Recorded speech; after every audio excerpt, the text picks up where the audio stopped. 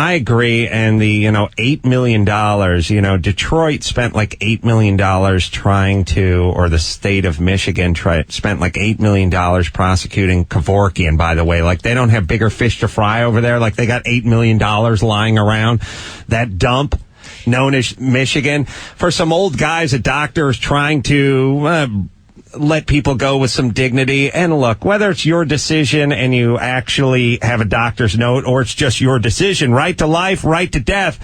And it's so crazy that the right to lifers don't want the right to death. I mean, ultimately, the idea is it's your decision. To me, it's the most sacred decision you have as a human being. Really, if you think about it, you can talk about your right to vote, or your right to drive, or your right to what goes on in your womb, stays in your womb, and whatever you want to talk about. The right to go when you realize you've had enough. The right to tap out.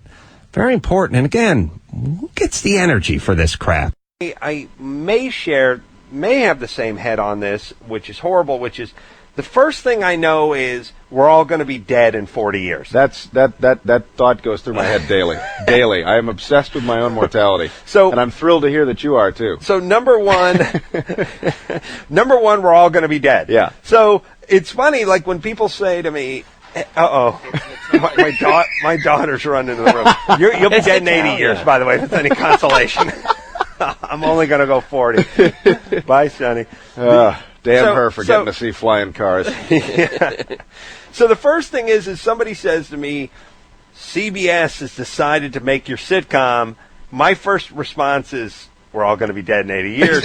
And then I think to myself, you know what? That's an inappropriate response. Paint a smile on your face and tell someone how exciting it is. Yeah. And then when the person says, isn't this awesome? I think to myself, we're all going to be dead in 80. We're all going to be dead in 40 years. And then I go, yes, it is going to be awesome, but I'm really just thinking about them. You have to secretly envy. I'm an atheist, not to be a dick, but just because it seems like I'm an atheist too. Yeah, it seems like the most likely scenario. But you got to kind of envy the people who are living in this warm pillow of I've said it a million times. You know.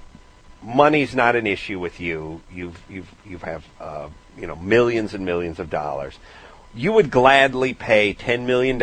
Cell regeneration. No. Forget about science. Just to believe that Jesus Christ was your personal savior. It's a good question. And that when you died, you moved on to a better and happier place. And when your dog died, or your dad died, or whoever died, you would be with them. Now you can't... I don't know that I would trade that off. You would. I'm not sure I would. Well, you're using your brain. Yeah. No, I'm saying you trade in comfort, but if you traded that in, there's a lot of other stuff that would go with it. No, not in this scenario. This scenario, I just need a cashier's check for $10 million. Yeah. You get to go on whoring and fucking and boozing and doing your debauchery that somehow eludes the FCC. So I can keep all of my other intelligence. All your faculties are the same, except for that if you're in an airplane and it's plummeting toward a mountain, you're just thinking to yourself, you know what, great, I'm going to be with my grandfather. Yeah, well, that's why religion is so powerful. You called me the New Age Jew or something. But did it get there by itself? Well, listen, I'm not into man-made Bible religion, but there has got to be some force that created all this. It's too complicated. Okay, but everything about the construct of the universe is chaotic. But then you get into questions of linear time, and you're arguing with a smart guy, not Ray from the Valley. Can I say this? Here's the whole thing about God, in the universe and who created this and all this kind of stuff. For me, I don't approach, is there God, any different than I approach any facet of life, which is show me a little proof and I'm in. Yes. Show me no proof, I'm not in. But we're surrounded by people who don't make that distinction. That if you say to them, there's a monster living in my closet, you can't see him, but you got to have faith that he's there. Right. People you would say, well, that's ridiculous. Well, you're out of your mind. You should be locked up. But the same thing does not apply to there's a guy living on a cloud. Right. And my point to everyone is... We suspend our right. powers of logic. Well, we do because we're aware of our mortality, and that's what freaks us out. It's a pretty easy math equation, which is the very first time somebody saw somebody die, they went, holy shit, that boulder could have landed on me, or that saber-toothed tiger could have taken me. It's always a saber-toothed tiger. Yeah. So, woolly mammoth could have trampled me, or worse, raped me. So the point is... It's starting to feel like the Flintstones here. People went... that bird was a garbage disposal, or the pig, or whatever it was. Point is somebody said, look, we better come up with something because I can't sleep at night because I'm worried about a boulder landing on me. And then, God forbid, pardon the pun, but when you have kids... Well, right now, your daughter thinks that you're God and you know everything. Right. And when she gets old enough to realize that you're just as fucked up as the rest of us... Maybe more. That's right. she'll say, boy, I need something to fill that hole. Right. Oh, yeah. Uncle Seth is going to come by and explain to you about decomposition and being eaten by worms. But the point is when you have kids, then it really kicks in. Mm-hmm. Like, if something should happen to my child... Yep.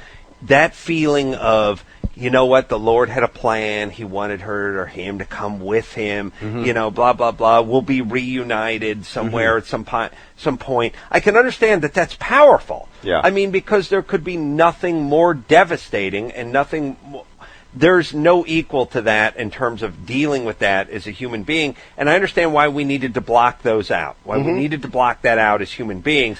And I wish I could buy into it, but I can't. Carl Sagan was that kind of guy. He was such an upbeat guy who, on his deathbed was like, no, I still think this is it.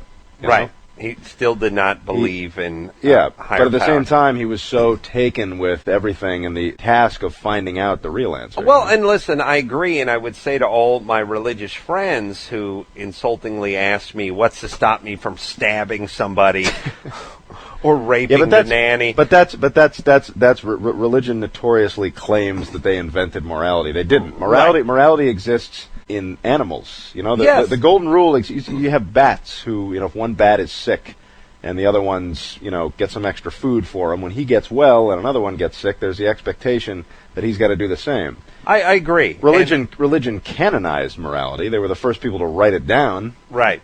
Yeah, no, I agree. They act like they invented it, and to me, it's built into your construct, and it falls under the no shit umbrella. There's a million examples in nature. It's hardwired into us. Yes, I mean, obviously you don't do horrible things to other people because it's wrong, not because some deity has told you that it's wrong.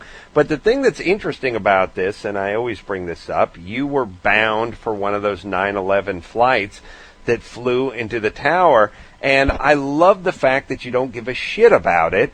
And that's exactly how I would be, which is it was just happenstance and circumstance, and you missed your flight, and the flight didn't miss one of the towers.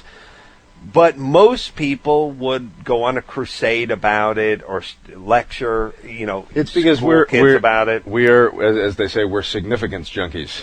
We want to attach significance to everything. This must have happened for a reason, and that's just not the case. It's not coincidences. This is Julia Sweeney's one-woman show. She beats this into the ground. Coincidences do happen. They do happen. No, and it's the ultimate form of narcissism to say, this happened to me for a reason. Mm-hmm. Because if it happened to you for a reason, what about the other 250 people that flew into the tower? Exactly. Did it happen to them for a reason? Exactly. Were they bad people? Exactly. I love that concept of, I must have been spared for a reason. Yeah. Well, I'm sure the 189 people on the plane and the 3,000 people in the tower would love to hear the reason why you were fucking spared to go on and bang another 22-year-old hostess at the Holiday Inn. There were plenty of people on that plane who much more... They had kids? Yeah, exactly. It's narcissistic to think that... You're here for a purpose. Yeah.